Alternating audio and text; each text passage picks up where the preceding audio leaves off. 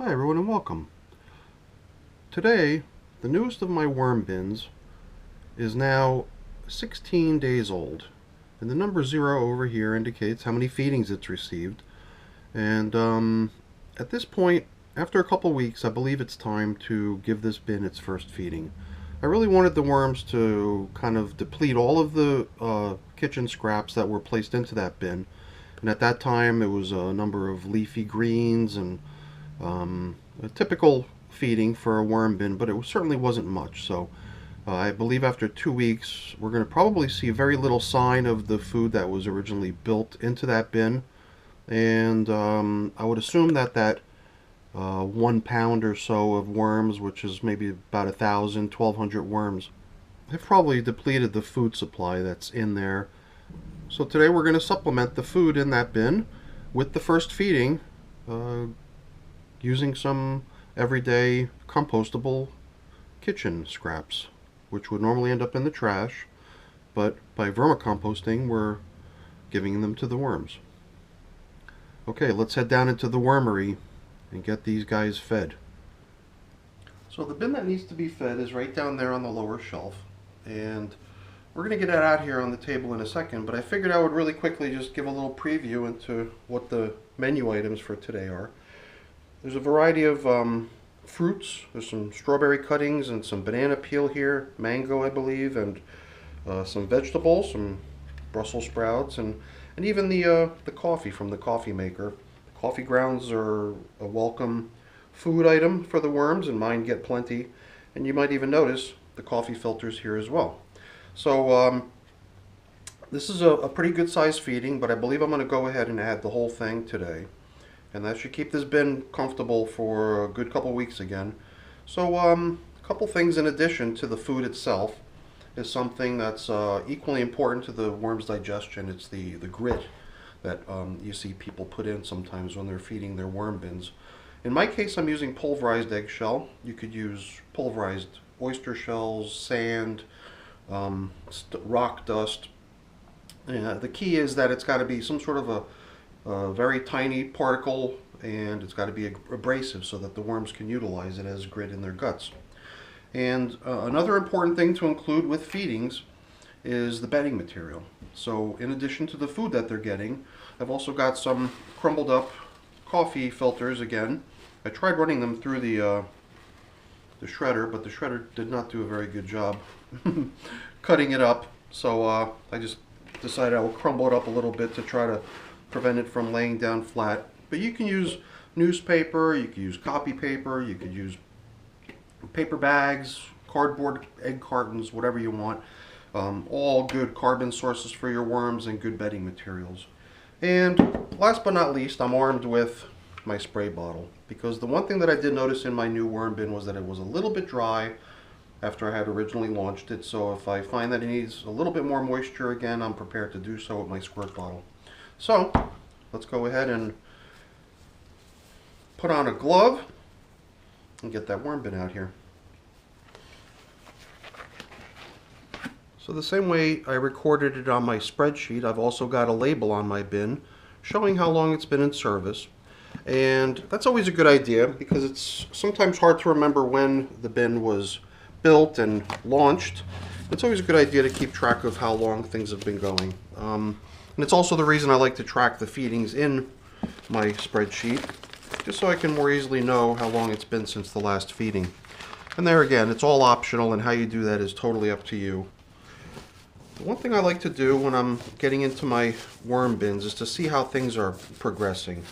Because in a way you have to have something of an expectation as to where things are heading.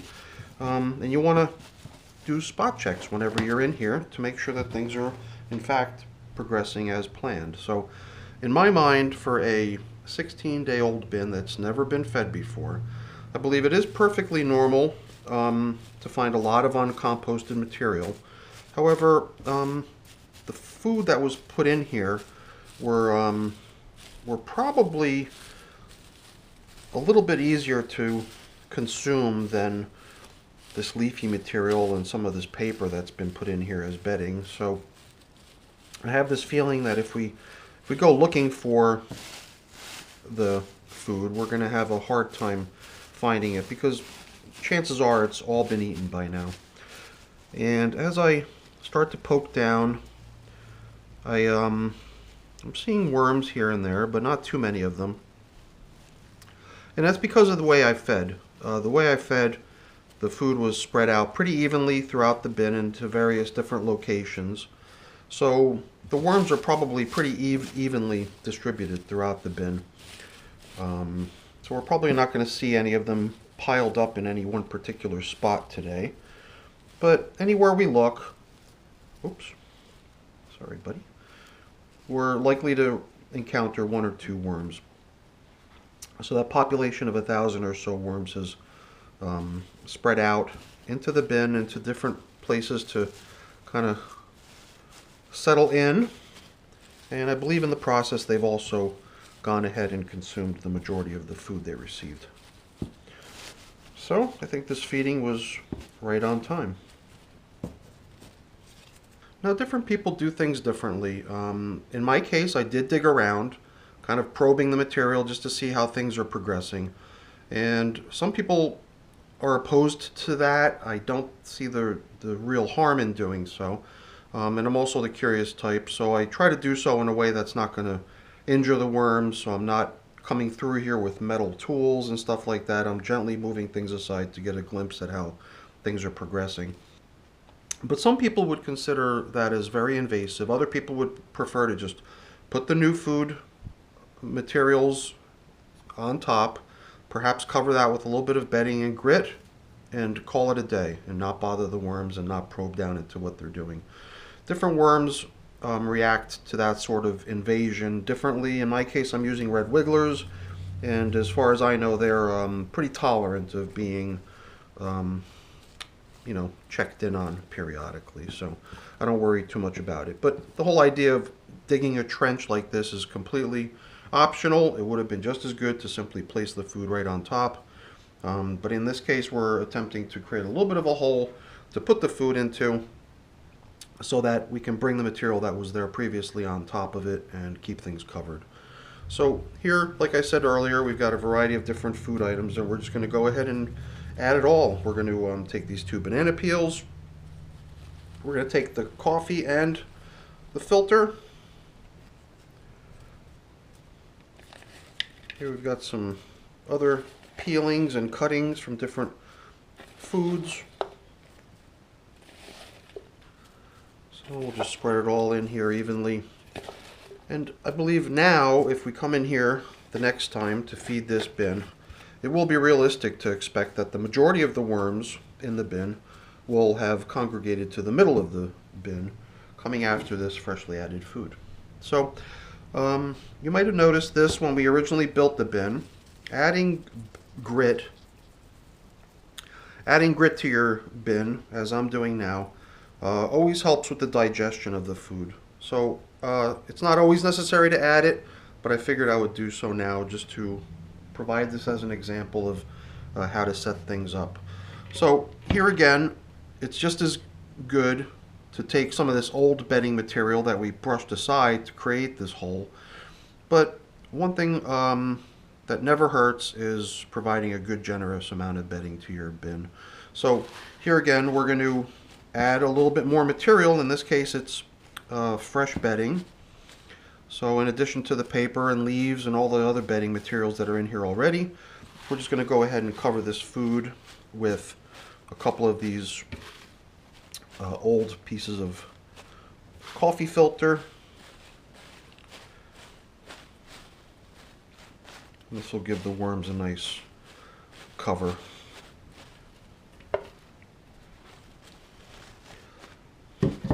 This will provide a good supplement to the carbon and bedding that's already in the bin the way it is.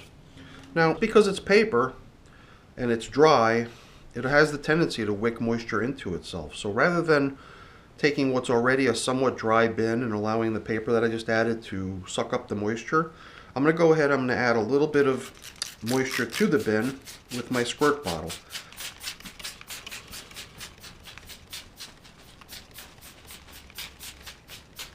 The other thing I like about adding water to paper in my bins is that the paper has sort of a springiness, and it always tries to sort of take its own form and shape when it's dry, sort of bounce back. Once it gets wet, it's so much easier to control it and to sort of position it into a particular place like I'm doing here. So that's the other advantage, I think, to wetting down the paper you're adding to your bins, just to be able to better control where it all lands. And all we're going to have to do now is restore things to the way we found them for the most part. We're just going to take some of this leafy matter, which we had used to cover up the entire bin, and start spreading it back out over the top.